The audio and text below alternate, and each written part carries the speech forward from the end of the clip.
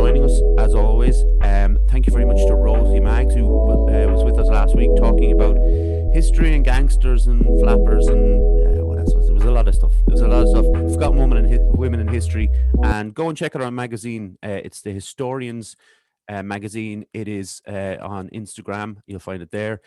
She's also history at Rosie and Instagram too. Subscribe to our YouTube channel. It will be important for the people who are listening to this on Spotify and Apple. This might be one where you might want to switch over to YouTube just for this one, and you can pop back to then, But if you're over here now and you haven't been here yet, hit subscribe. It won't do any harm to anyone. We'll be doing some Facebook Live and Instagram Live stuff coming up in the week ahead. We'll keep you posted, obviously, the day before we do it. And that. Listen, we're going to get into our guest this week. He is a magician and the presenter on Abracadabra on RT Junior, and his name is Joe Daly. How are you doing, Joe? Eric, how's it going? Very well, thank you. Yeah, I'm good now. Look, I've been thinking about this joke all day, and I thought, will I say this? And then, do you know what? Do you know what, Joe? I'm going to say it. And I wonder if you heard this before. Has anybody ever said to you, I wish you could do something magic to change the weather? Absolutely. That or the most popular one when I go in to do just say a kid's birthday, back in the good old days when I used to go into people's houses and do kids' birthday parties. Regular, honestly, it was about, the father used to say, "Oh, you couldn't make the wife disappear, could you?" Yeah, that's fair enough as well. But yeah, it was on my mind because the weather. Just for people who are listening to this has been recorded on the 4th of May, and it's cold, and we're lighting the range downstairs. And I thought the range was going to be done for like until October, November time, but it's not. But that's okay. I'm in a warm room, and I hope you are too, Joe. Yes, yes. But listen, Joe, could you give us a short history of your upbringing, please?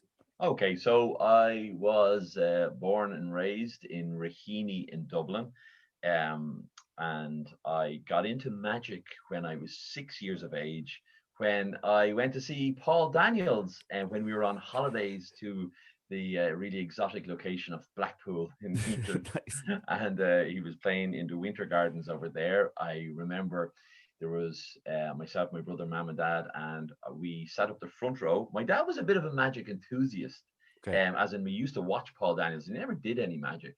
He was a bank manager, but he just always had you would watch magic when it came on the TV, and we always obviously watched Paul Daniels. Paul Daniels was like the equivalent of Dynamo or David Blaine of his day, and back in the 1980s. So went to see him there, and he brought me up on stage. For a trick. I was only a kid, I was 6 or 7, and brought me up on stage for a trick. At the end of the trick, I can't even remember what it was, but at the end of the thing, I got a Paul Daniels magic set from him on stage. Oh, nice. There you go. And these are also available in the foyer. Yeah. I got me magic set, and it was that moment. Whatever, I was just like, oh my god, I devoured the magic set, like completely devoured it, and from pretty much then on, I got magic sets for Christmas, birthdays. I couldn't get enough of the stuff, and it was kind of harder. Like there wasn't all the internet stuff, and you could buy anything you wanted. It was back then. It was either like you had, I don't know, some toy shops that sell magic sets, and it wouldn't be that huge selection. So I used to try and get magic books from the library. Remember, and there was a huge amount of magic books in the library, so it was kind of a lot of self-taught magic. Since I was a kid, and I just never, ever, ever grew out of it. I never. It wasn't just a phase of doing magic. It's just I'm still here. I'm still here doing it.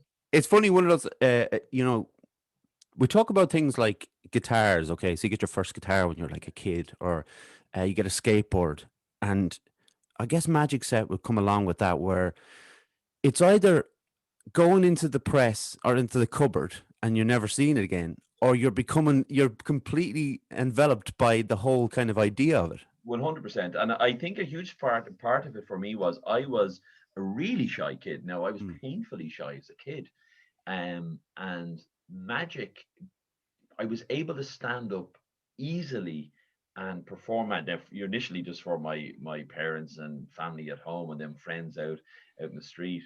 but it gave me something that I could do. And I think I hid behind the mask of, Mm. oh, I can do this. And I almost put on a performance, and then I would just kind of go back into myself a little bit, being kind of quiet, shy Joe. But when I was doing magic, I wasn't. And I think maybe looking back on it now, it was probably that really was even more powerful than Mm. it was allowing me to be me a little bit. Yeah, absolutely. Yeah.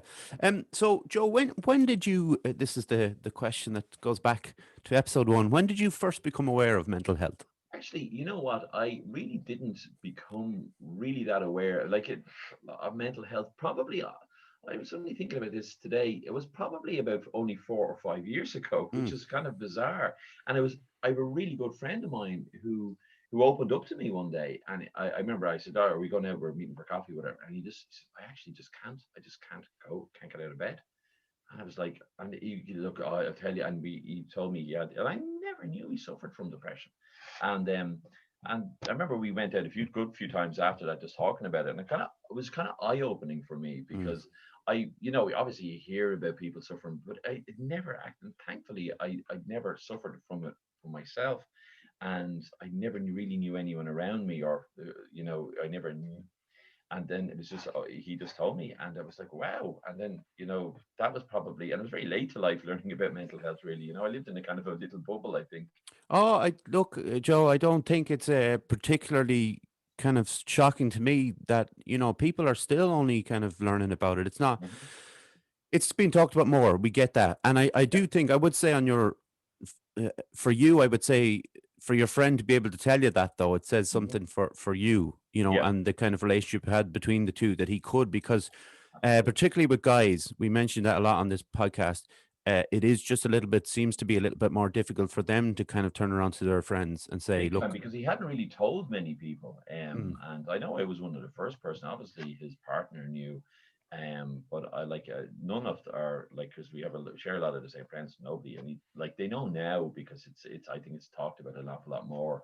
But I was one of the first kind of friends he kind of confided in. It's almost like someone coming out or something. It was like, oh, mm, it's okay, Carl. We can, we can go and we can talk about it. yeah, exactly, yeah." That's what it's about anyway. It's just about if someone does reach out to you, just to know to turn around and say, "Oh, that's fine," and Yeah, we don't need to go out to get a coffee or whatever. I can call over to your house and have a chat, and that's absolutely. Yeah, yeah. it's perfect. So the the whole thing, it's funny you mentioned Paul Daniels, right? Because when I spoke to a hypnotherapist and made a mess of a part of the interview, but not purposely. It was completely accidental. But we talked about my idea of a hypnotist, which is obviously a lot different than a hypnotherapist, which I found out on that day. But a hypnotist, I had the idea of in the 80s and 90s when I was growing up, we had these hypnotists on stage and they get people to walk balk like a chicken, that No, kind, absolutely. you've And seen what it. I even know one of the main hypnotists back in the day was a guy by the name of Barry Sinclair, and he absolutely toured the country, and Paul Golden toured the country, and this, you're under, like, this Yeah. kind of stuff, and like that's a whole, yeah, you're right, and it was a huge thing. Yeah, it was massive. And the almost there's a character in Little Britain who does that, look not around the eye, look at the eyes. That to me was their kind of take on the 80s, hypnotist.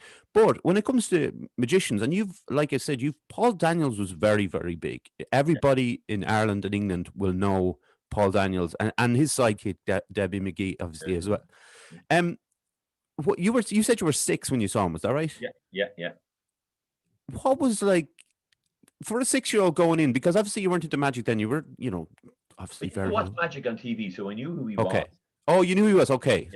Yeah, So yeah. you, as you were going in, you knew he was. But what was the difference from, if you can remember, what was the difference between young Joe walking in and young Joe walking out? Oh, there's no, like, one, when Joe walking, it was just full of excitement Mm. and enthusiasm because I'm going to be a magician. Yeah. At the magic set now. I've got new superpowers and I'm going to develop them. And this is like a whole new, and it kind of came true in a kind of a way because it did become, it transformed my life. Yeah, and I love what you said there actually about having something that other people didn't have. Mhm. Um, often you hear people talk about that who maybe they're quite young and they can play the guitar. They're quite young, they can do magic. They're quite young, they're funny. Like Yes, there's another thing that people have, and when they get people laughing, they have a kind of almost invincibility about them where they can just yes, kind of relax. So you were quite shy. Do yes. you Very remember painfully though? shy, not just shy, painfully, Oh, but painfully. do you remember the feeling then when you did start? Because obviously I know you said you performed in front of your parents, but when you started performing in front of people outside the house, do you remember how it felt to do Yeah, that? I can actually pinpoint it. I remember the very first show I did was in front of my class in Oh, school, and this is a good few years after when I was 6. I remember, I at a parent teacher association, parent teacher meeting. My mother told the teacher that, oh, Joe does magic, and um, the teacher said, "Oh, well, I wonder would he do it in front of the class?" And I remember, Mum came home to me and said, "Look, would you do a few tricks in front of the class one of the days?" And normally, I think she was probably expecting me to go, "Oh God, no, no, I'm not doing any." Okay. And I did. I remember going in and being so nervous and stuff. But I remember standing in front of the class doing the tricks, and um, I can even remember two of the actual tricks I did, and I remember the reactions they got. They were just, mm, I remember they were all trying to look at my bag afterwards, and the teacher had to mind my bag because my magic tricks were in the bag. They were, but I remember they were all trying to work out how I did it, and they were all mm, talking, but they were of a standard where they just had like they really most of them just hadn't a clue how I did it, mm. and I felt I was on top of the world from there. And I remember, oh my god, this is great, and it actually became a yearly thing. And then it went into school talent shows, and it just like it just performed from the school, but that that gave me a really sense of confidence, and it gave Mm. me a sense of achievement even, and a sense of, because I was never one of the cool guys. I was never on the athletics team or football or anything like that. But the one thing I could do now was magic. I think that's deadly, to be honest with you. Um, we there's a whole thing about nerves and performing. Do you think nerves are a good thing before you perform? Yes, to an Mm, extent, yeah. I think you have to have it. It gives you an edge, and you hear mm, that about actors and actresses. It does has to gives you an edge, and I think when you go out before, like the worst nerves are obviously just the moments before you go mm. on stage or on. But as soon as you're out there, then they dissipate. But I think you need those nerves just to kind of get yourself in Yeah. the mood of performing. You should like you wouldn't want to be nervous during performing, Mm. especially with magic. I mean, because a lot of magic, especially when you perform for adults, is quite dexterous, and you can't be shaking. Yeah.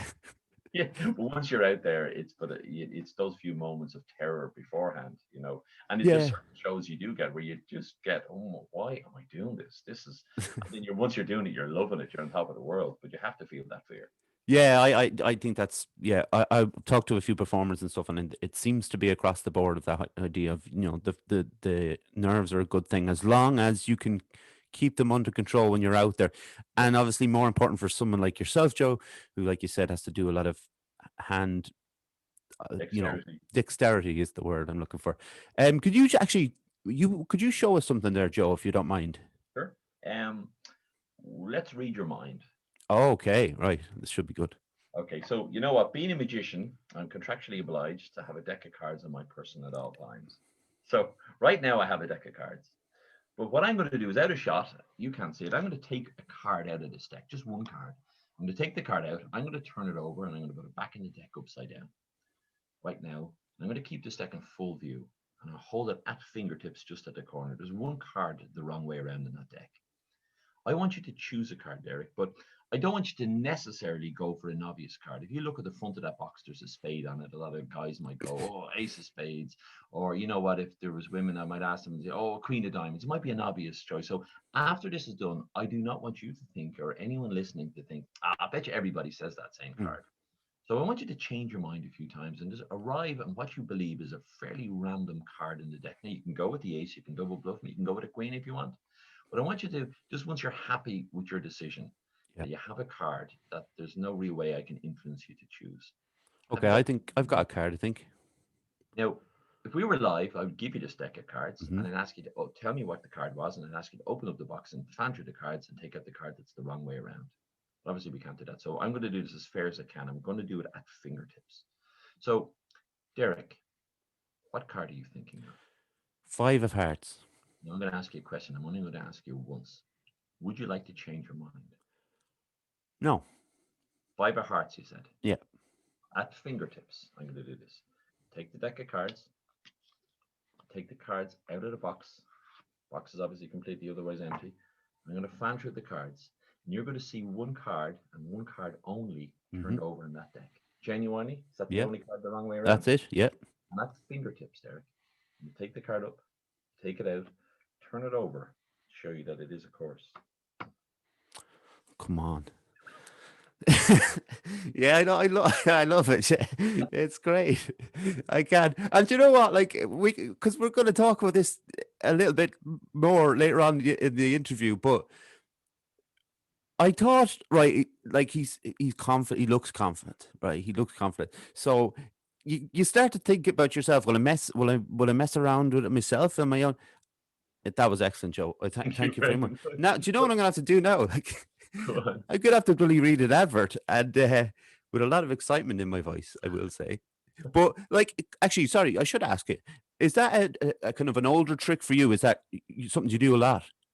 That one there was developed primarily for Zoom. It was a trick you could do live. I didn't do it live. Hmm. It wasn't a trick I was actually confident enough to do live.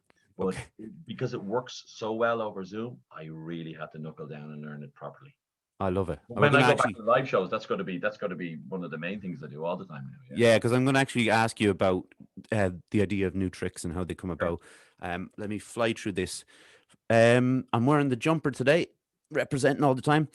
Fusion Training Center, Monksland Athlone, a place to train in Brazilian Jiu-Jitsu, kickboxing, martial arts, and CrossFit. A great atmosphere with experienced coaches and a real sense of community. If you want to join the team, find us on Facebook at Fusion Training Center or drop in for a chat. Fusion Training Center, train like a warrior. We will be, by the time this episode comes out, actually, we will have some activity, outdoor activities for people who are able to train in CrossFit and stuff, which is very exciting because it's taken a very, very long time. So we've spoken a bit about Paul Daniels. Who were some of your other influences when you were growing My up, Joe? biggest influence then after Paul Daniels was David Copperfield. Right, I remember him, yeah.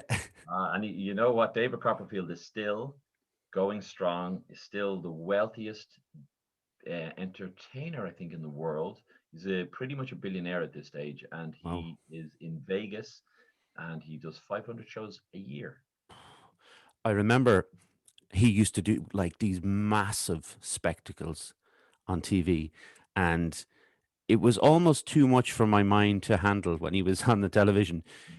Did you enjoy the kind of, because when I picture him, I think of like charisma and like dazzle and stuff. Did that draw you to him? Oh, he was my main influence in magic, because I discovered him.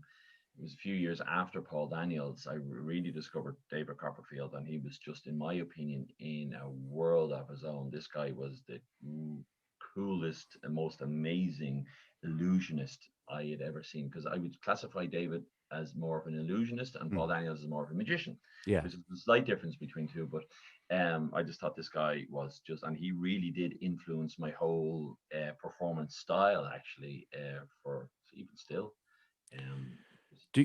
When I think of what we've been talking about, the early magicians, and what we kind of see now on TV and moving through the 90s and 2000s, what have you seen as the big changes when it comes to magic over the last few years? Well, the biggest change was the from David Blaine coming on TV, the street magic and close-up magic has become just huge, because I can remember back, even like you're going back even 15 years ago, the idea of having a magician at your wedding or going around doing card tricks and mind was like, what? You didn't know that, or a drinks reception or a corporate event. And then David Blaine came on the scene and started doing street magic, close-up magic, and then the whole magic industry just blew up with these guys, including myself, offering close-up magic at weddings, and it's so popular now. It's just like so, and and it was pretty much down to David Blaine doing street magic. He was when he arrived on the scene. We had. You talk like we say about David Copperfield, I suppose, and Phil Paul Daniels. Sorry, nearly said Phil Daniels. That's Parklife, and EastEnders. But that idea of this huge charisma, and it was about not just the magic or the spectacle, but about the showmanship kind of thing.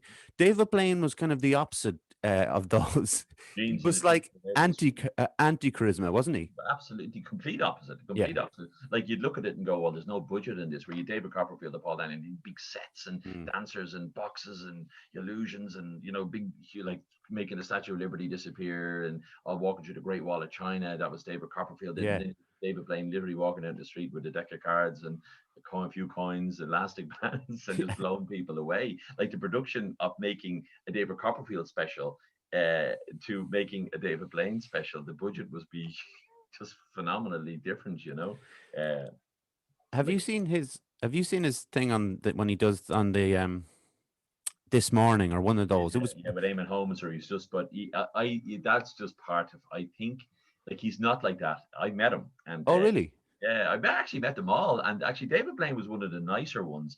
Paul Daniels was, can I say the word, an absolute dick. You can. David Copperfield was worse. But David Blaine was actually just a cool guy, just a really ordinary, normal, cool guy. So you think the idea of on the show then is just like a show? Oh, it's an act. Yeah. Like, and that whole Eamon Holmes thing was I think he just did it. I think for the publicity, because the Yeah. guy is a genius at like publicity and stuff. And but he's like, no, he's not like that. He's actually a cool guy normally. Yeah, and when Dynamo came out, because you obviously mentioned Dynamo already, he seems to be more David Blaine side of things. He's a mix, I think, of David Blaine mixed in with David Copperfield in the illusions kind of Right. spectacle thing he Yeah. did. Um, and that actually came from another guy who was kind of who was a predecessor to Dynamo, a guy by the name of Chris Angel, who was an American kind of street magician stroke illusionist. So he was like the mix of Copperfield and David Blaine kind of, and then Dynamo came out of that. I think the English version of him became phenomenally successful. Yeah, he's huge, he is, and it's all, it really is an art form that takes so many shapes, isn't it? And it's you're drawn in by uh you're obviously drawn in with the magic, but there's a lot more that goes along with it. Where similarly, you could talk about music in that way. Whereas you might be drawn in by the music, but sometimes you're drawn in by the mystique of the performer, or the charisma, or even whether it's a true backstory or not so true backstory. There's Sure. that too.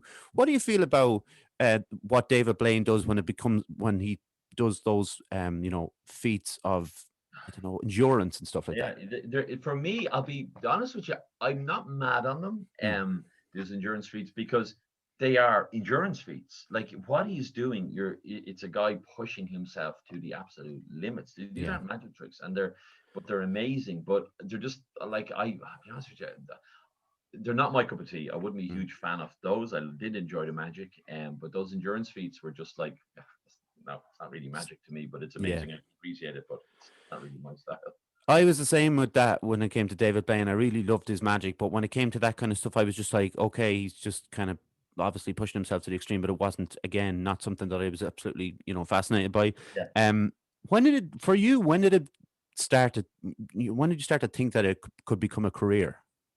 I knew when I was in school, when I was in secondary school, probably fifth year. I remember I was thinking about going into TV production Mm. and that kind of stuff. And then I said, no, I'd actually much rather be a magician.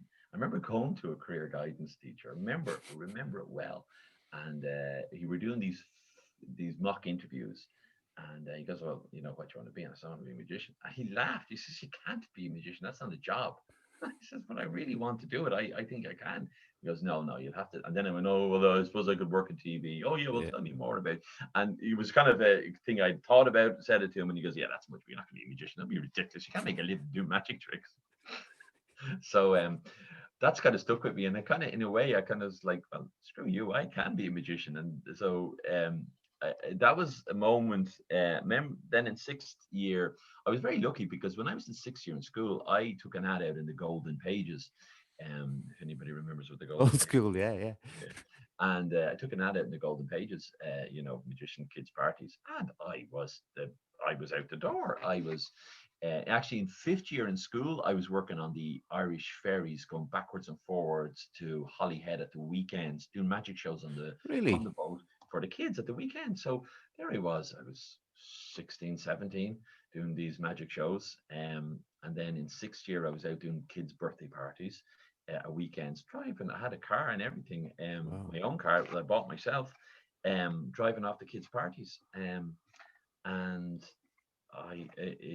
then I knew I said I'm going to go to college because I remember saying to my parents I'm going to be a magician, and they says, Joe, you can do what you want, Mm. but just go and get some sort of qualification. Ideally, get yourself a degree. Once you have a degree, you can do anything you want. I Mm. went, fair enough. So I did marketing in college, and because the whole idea was, well, I'm going to do something that's going to add value to myself. So if I study marketing, I can market myself as a magician. So win-win.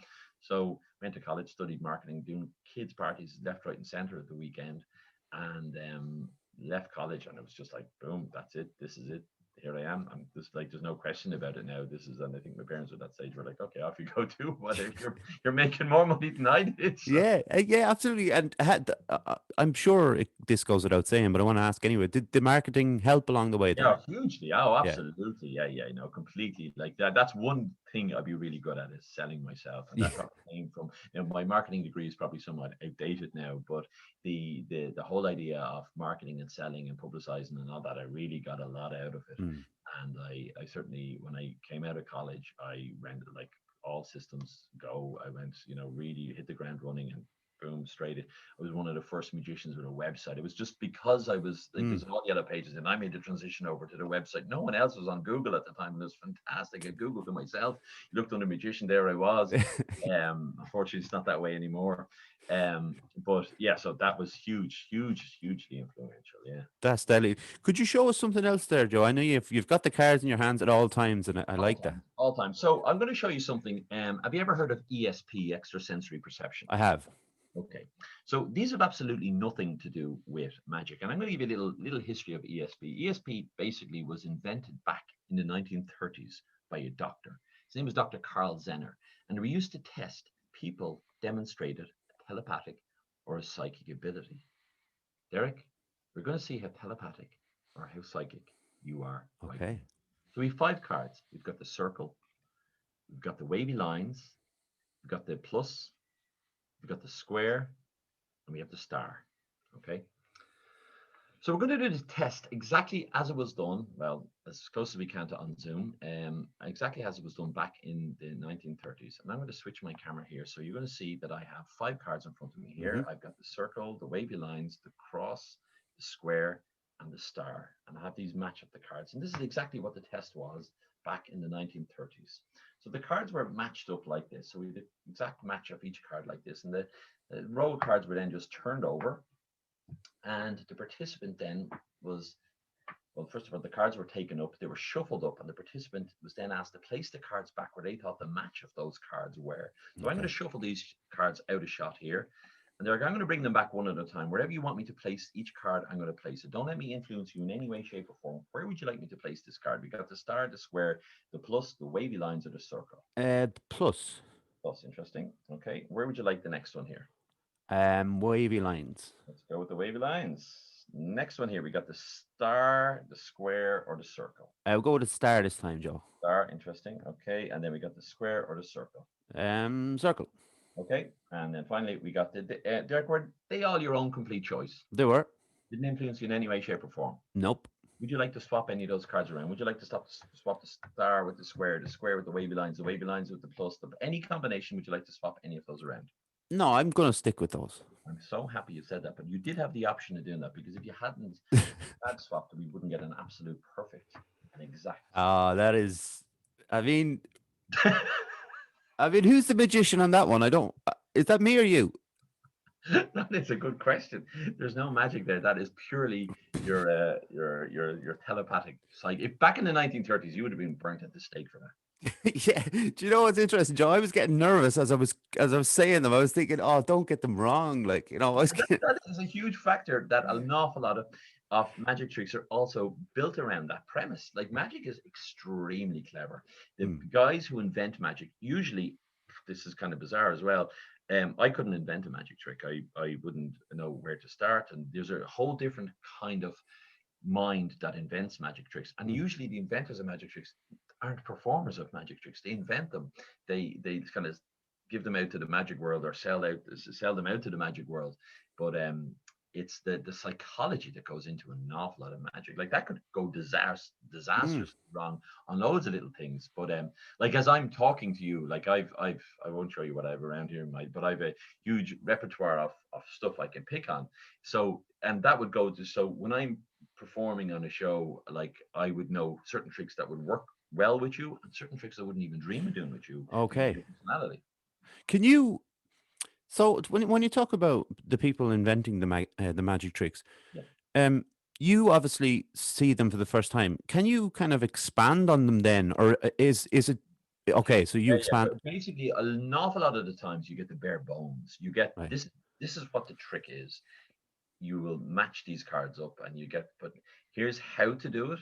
Then you have to go off and practice it, and then you just put your own spin on it completely. Mm. Your own spin completely on it. Like those cards are ESP cards, but they didn't come out as ESP cards. They came out as colors, so you can match up the colors. So I said, Right. well, I'm going to use ESP. ESP is kind of different. It's magical. Then I researched a little bit about ESP, and there were tests done like that. So you kind of embellish those stuff, those bits a little bit, you know. I'm glad I wasn't colours because I am slightly colorblind, and it could have been, there could have been some serious issues there, Joe. But yeah, I never thought of the idea of people inventing a magic trick and then giving them to people. They don't perform them themselves. Is that part? No, I'll say probably they don't give, they sell those Or the they magic. sell it? Yeah, I should have said sell. You, Obviously, is you, that, but like, is that like? I know this is. I don't know if it's. Everybody knows the magic circle exists, obviously, but is that part of the magic circle, then, or can you talk oh about yeah, that? like there's like you know, like these are purely sold to professional Okay. entertainers. Like you would you the lay person wouldn't know where to begin to get something like that. You could Google it all day and you wouldn't find it. But when you're in the right, you're connected to the right Mm. uh, sites and the right things where you have to be a magician to get in and you have to all that kind of stuff. So it's marketing purely to magicians, and the whole world wouldn't like the regular non-magician world wouldn't even be aware of it. But Yeah. there's money to be made in inventing magic, because if you come up with a brilliant trick, every magician wants to do it. Yeah. And, like they'll download it, they'll pay for the download, they'll buy it, it's just there's an awful lot of money to be made, and so they probably don't need to perform because they make so much money if they're good enough Yeah. to Yeah. that, And and maybe just the idea of performing to them is just the worst thing in the world that they could possibly do for themselves. Yeah. Um. Typically, I always got a lot of these guys. I always kind of imagine them as, and yeah, I know a lot of them as kind of mad professors. They're just kind of these mad kind of. They're always thinking. They're always, but you couldn't put them in front of an audience. They're an audience. There's That's very few that do both, but there's yeah. very. I understand. I think I know what you mean actually with that. Um. What is the difference between performing to kids and then to adults? Kids and adults perform. Okay, so you have kids will tell you as it is. Kids will, if they see how it's done, they'll tell you, and they a lot of kids' magic tricks are designed on that premise that you lead the kids up the garden path. You'll kind of hint, you might make a mistake in inverted commas, and then I know what you did, and then they'll all get wound up about this, and you'll carry on as if that's not how it's done, and don't be silly. And for example, I can show you a kid's magic trick, Yeah, right? go for yeah, yeah. And I'll do it and I'll explain the psychology to it behind it. So here I have just a brown paper bag, and inside the brown paper bag, I have a full bottle of Coke, and it's a full, real bottle of Coke. Now, what I'm going to try and do now is I'm going to make the Coke inside the bottle disappear. I'm not going to make the bottle of Coke disappear, just the Coke inside the bottle, because it's quite difficult. So what I'm going to do is I place the Coke inside the brown paper bag. I click my fingers. Look, it really is still in there. It's full of Coke. Click my fingers again. And look at that, it is completely empty. I've taken out an empty bottle of Coke. Now you say to the kids, and there you go. Now I know what you're all thinking. You're all thinking the same thing. You're all thinking, Joe, You're the greatest magician I've ever seen. Right, thank you. But you're also thinking, Joe, I bet you can't put the Coke back inside the bottle. Of course I can. No problem. Watch this.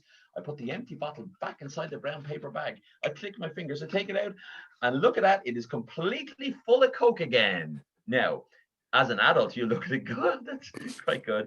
As a kid, they'll come straight away. There's an empty bottle inside the bag. There's a bottle in there. And you go, what? No, the bag is empty. You think there's another empty bottle inside the bag and I was just taking out an empty bottle and switching? No, not at all. They'll go mad. Go, no, no. Hold on. You know something? I'm going to check. Just let me check and make sure that there's nothing inside this bag. Yeah, the bag is completely empty. There's nothing inside the bag. And they go, no. I said, you know what? I'm going to turn it upside down. If there's anything inside the bag, it would fall out. Would that be fair? Yeah. Okay. Look at that. I'm turning the bag upside down, completely empty. You're holding it. No, don't be silly. Well, you know what, boys and girls? I'm going to turn it around and prove that this is empty. And after this, you're going to go, yeah, that bag is definitely empty. Do you know why? Because on the other side of the bag, it says empty. Look, E-M-P-T-Y, proving beyond any reasonable doubt that that bag is completely empty. No, no. And you go, well, you know what, boys and girls? I really am a magician. You Yeah. throw it away. So There's a few. yes, Yeah.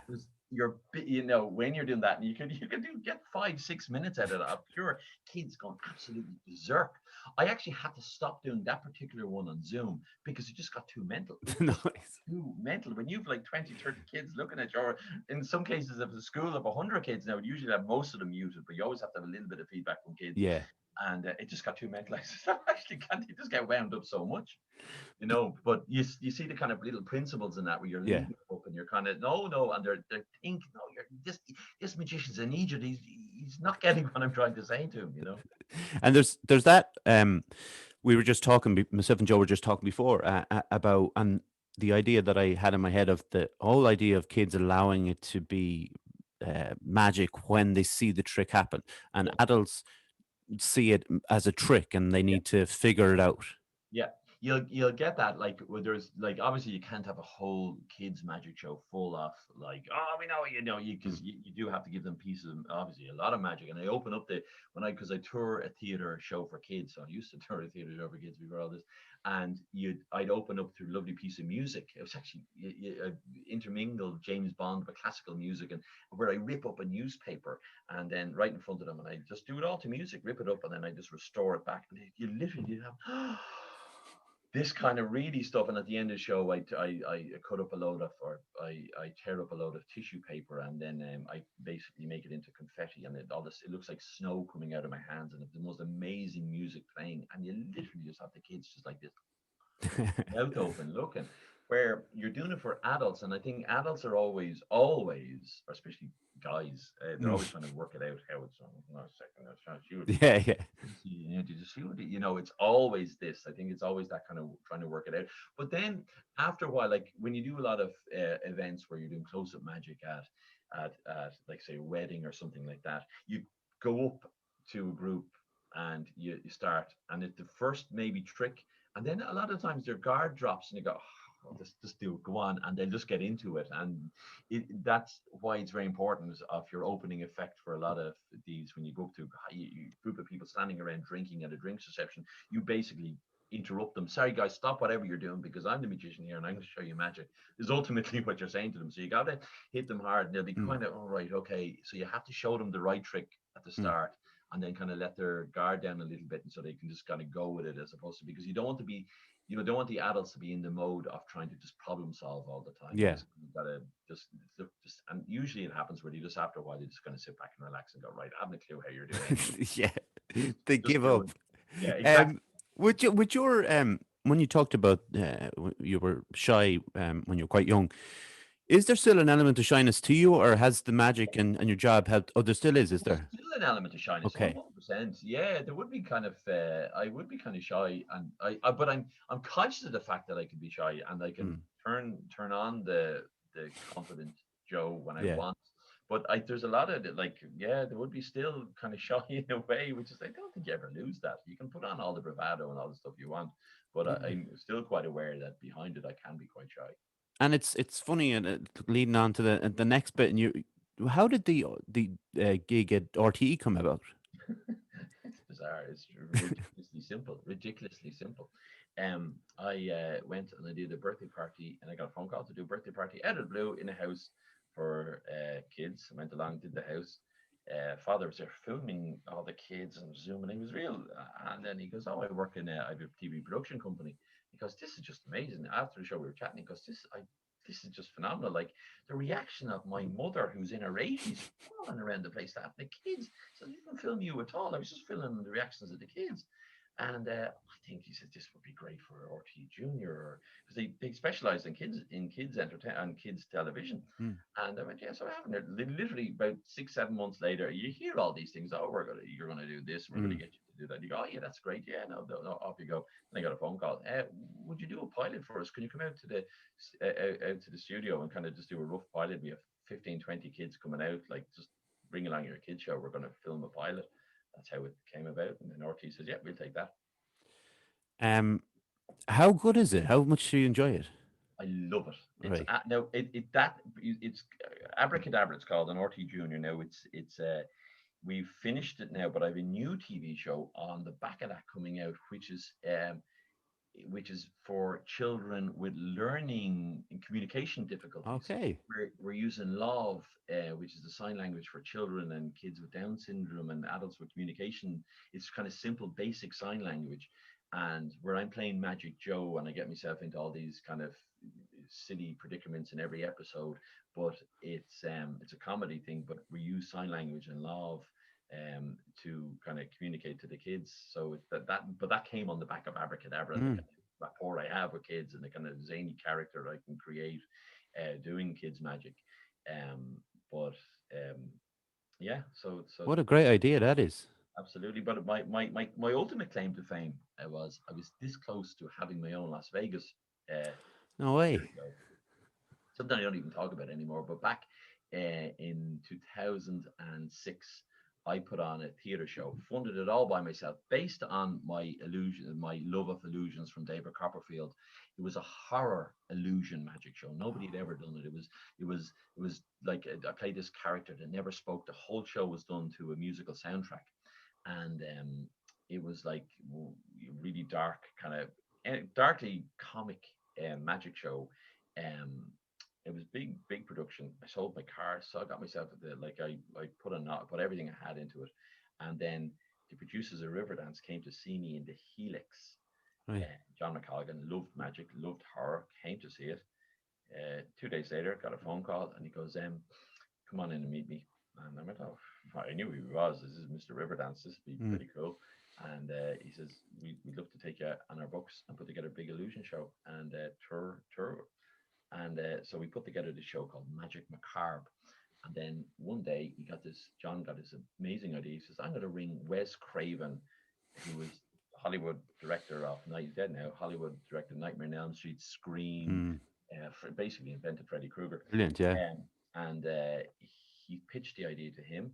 And show was then called Wes Craven's Magic Macabre. And we went over to Las Vegas in 2008, pitched it to all the big hotels, and MGM and the Luxor Group were just about to take it, and we got a phone call one evening saying that Chris Angel and Cirque du Soleil have taken that slot and they're going to go with them. Oh. And then the recession hit, and sure everything happened. But we were like this close to Yeah. having my own Las Vegas. Like you were talking to you're not just like, oh yeah, we're going up to Las Vegas to do a show for a few weeks. They were like building a theater for the show. The Wow. show would be resident there, and it'd be doing like 8 shows a week, and people come and pay these huge amounts of money to see these huge big productions. So anyway, that was so close. Damn, Chris Angel. Anyway, I mean, to be fair, to lose out to Cirque du Soleil, it's fair enough. They're pretty good at what they do. Yeah, yeah, no, they do. They like it's a whole political thing at the end of the day as well. But we came very close. That's Yeah. I just wanted to ask actually as well, because obviously we've seen you do a couple of tricks on Zoom. How have you managed to adapt to Zoom? Yeah. So I suppose I remember driving when the news guy. I loaded like primarily I do kids magic and I do corporate events, close up magic and mind reading for corporate events. That's what I was doing. I remember driving whenever the announcement made Leo Racker came saying all the schools are closed and blah, blah, and I just like all the shows and just cancel, cancel, cancel. So that Mm. was March last year.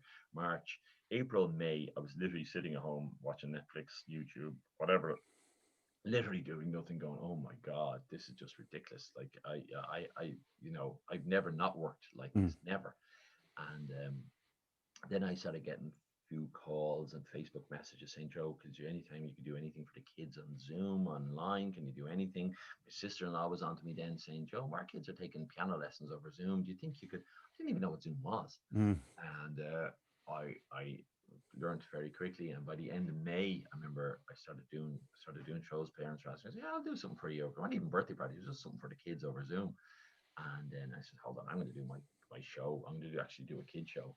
And then that led on to me doing. I said, well, like, surely you could do adult show. And it's Mm. amazingly that the adults, I'm probably busier now doing adult corporate events than I've ever been in my life, Mm. because I got in with agencies in America, over here, and then I got agencies who are doing shows in the UK, Germany. I was in doing Google Belgium last week. I'm doing Google tomorrow and another Google in Germany on Friday. So like these are gigs I never get to do because obviously for obvious reasons. So it just like but I had to rethink of how I performed, and a lot of the Yeah. magic I do in Zoom is would only work on Zoom. Yeah.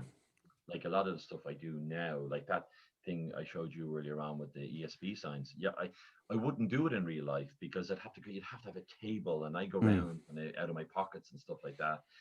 So I just had to get more into mentalism. So I started reading and talking to magicians about mentalism and mind reading and all that kind of, because it works so well over Zoom, because you don't need to be physically giving people cards to shuffle and do all that, pick a card and all that. So it's Yeah. an awful lot of mentalism.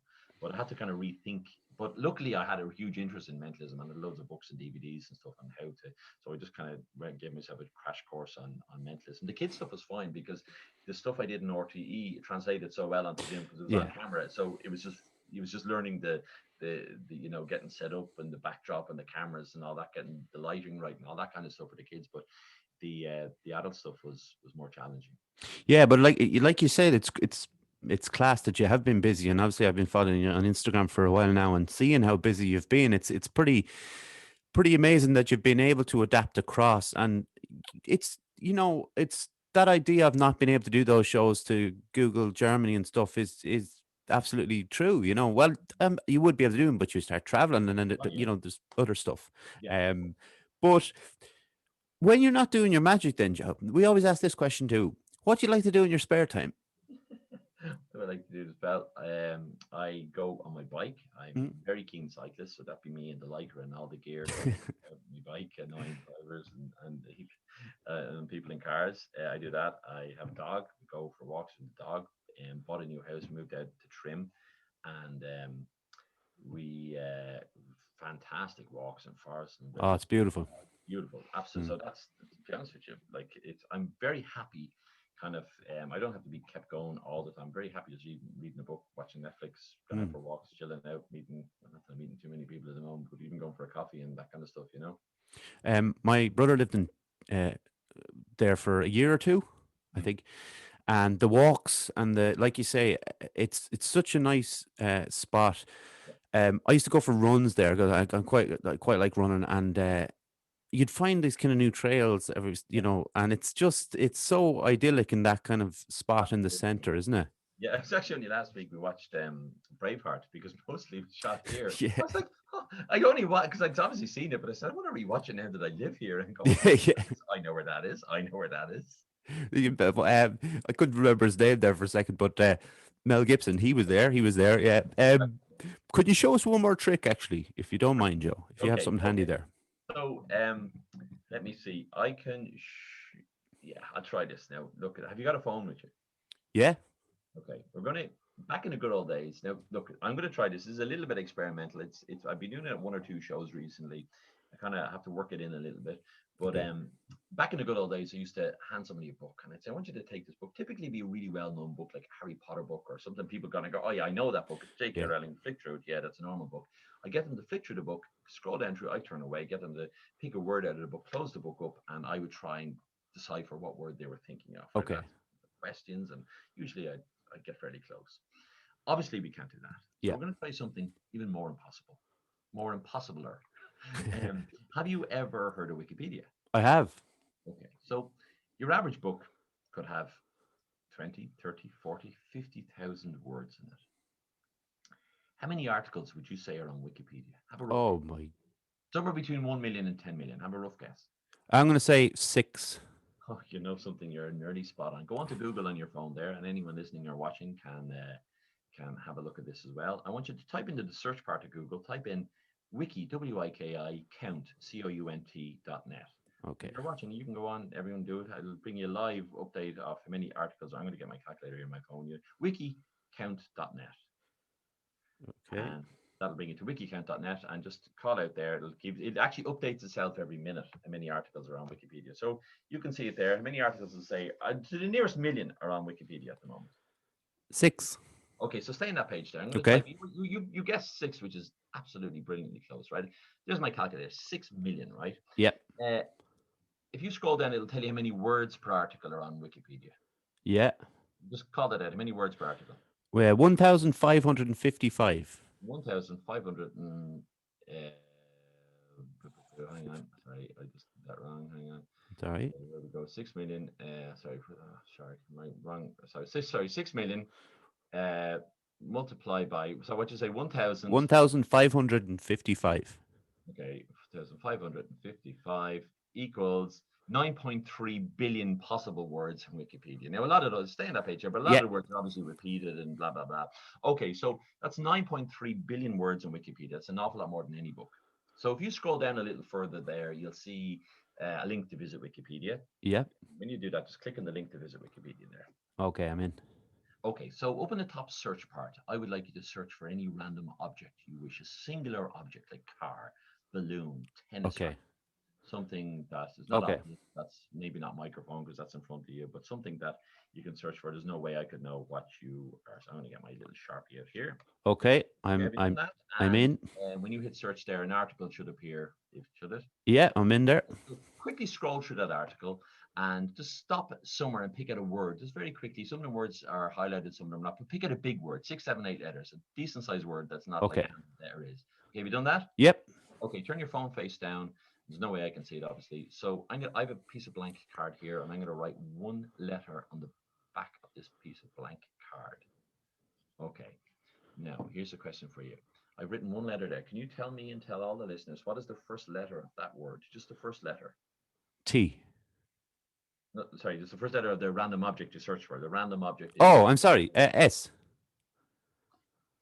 Okay, he's got the first one. Okay, so there's S. So let me just write down. So you looked around. Is now obviously it's not in shot that I can see. No, anything. it's not in shot. No. Is there something in the room there that you found? Yeah. Definitely not in shot. No, you definitely can't see it. Okay. So it's never as random as we think. I said to you, pick anything, and I give you a couple of examples, like camera, tennis racket stuff. But you found something that's in the room there that you looked at, and I definitely can't see it. But written on the other side of this card, I've one word written down beginning with S. Can you tell me and tell all your listeners what was that word? Statue. Oh, come on. How has he done that? Can I just show what I can? This John Lennon as it's in statue form. I can't understand that, Joe, at all.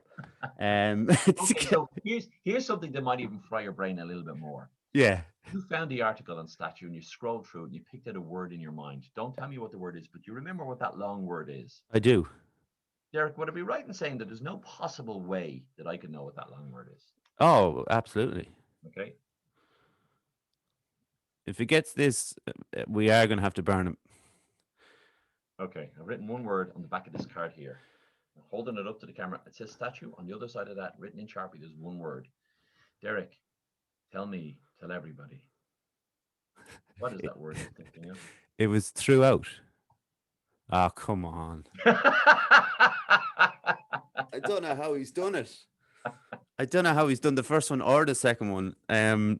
Because honestly, people watching this will see that the statue was not, it's no way is it in shot. It's over here to my left. And obviously the throughout is just bizarre. I can't understand any of them. But Joe, it's been a real pleasure having you on. You've been great crack and great fun to show us some of those tricks because they were I'll have to have a long think about them, I'll be honest. This might not be good for your mental health. That's Do you know what? Do you know what? I would go the opposite way. I think it's great because it's going to take me out of my own head, and that's what Absolutely, yeah, we all talk about. yeah. Hang on for me for 1 minute there, Joe. I'll close out this episode. I want to get a quick photo with you, and I know because I know you're, as we said, you're a very busy man, but we really appreciate you coming No on. matter at all. Thanks. Thanks very much to John Francis for all his tech help during the week and today and all those, all the days. And thanks to the people who helped me get this done. My mother and my father, my grandfather, Jaron Calvin for the graphics and the music. Subscribe to our YouTube channel if you would. If like I said, if you are on Spotify, listen to this, or Apple, please go back and look at this on YouTube to see the show that Joe put on today. It was great. Follow us on Instagram, on Facebook, on Twitter. You can follow Joe on Instagram as well. Instagram, Joe Daly Magician. You'll find me there. Yeah, and keep an eye out for the new show, especially for people like you talked about who have kids and adults. Yeah, absolutely. Yeah. Won't be till the autumn, I think. Okay. Actually, we'll probably keep an eye on that and maybe put it up on our own place when it does come out, and we can get it out there again. Listen, we're on Spotify, Apple, Anchor, Google Podcasts. Thanks to everyone for listening. I really hope you enjoyed the episode today. My mind is blown. Joe, once again, thanks a million. No bother. Thanks, Eric. And to everyone else, thanks very much, and we'll chat to you next week. Take care. Bye.